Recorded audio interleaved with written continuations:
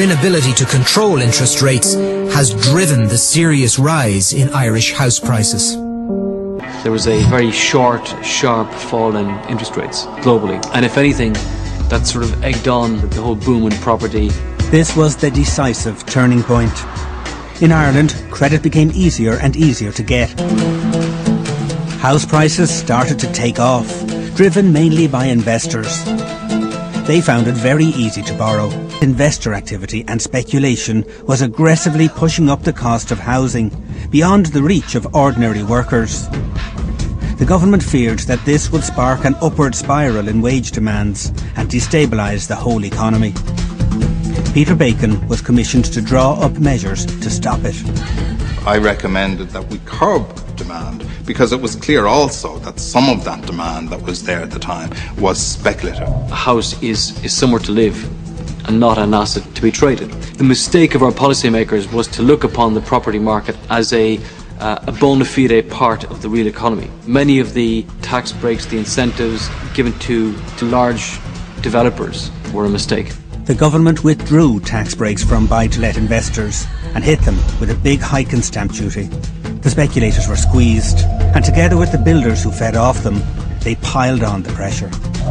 You had a huge lobby against that curtailment, and that lobby ultimately was successful.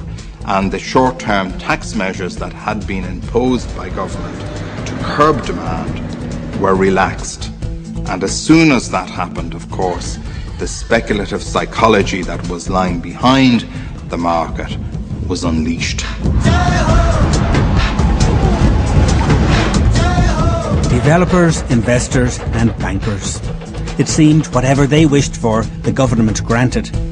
Tax breaks for urban renewal, rural renewal and so much more.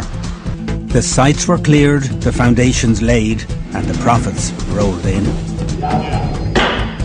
Interest rates were falling, that interest payments were offsettable against rental income. People believed that prices were going to rise continuously. So they went in and bought houses they didn't really want for housing purposes. They became investors, speculators in what they believed was a market that was going to rise forever.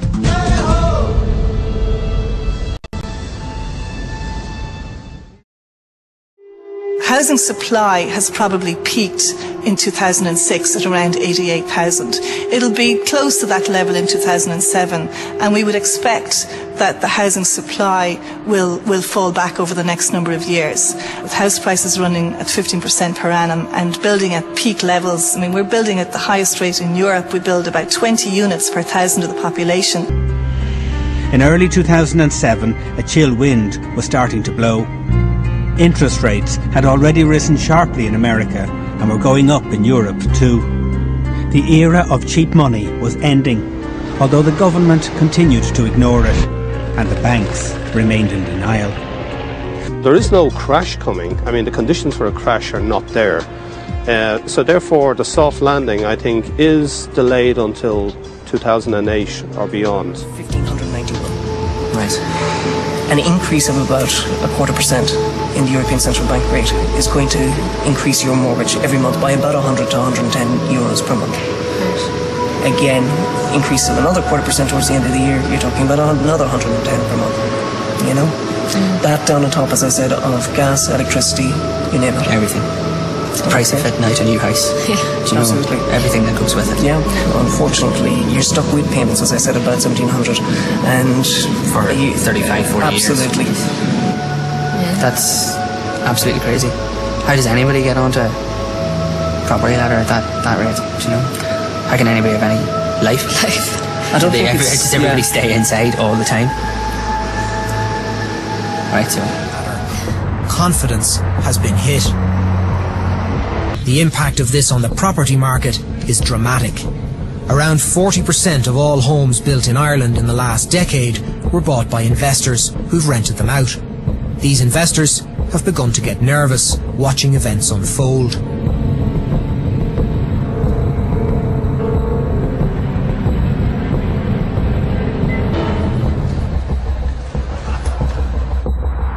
It started as a trickle of properties coming on the market in 2007.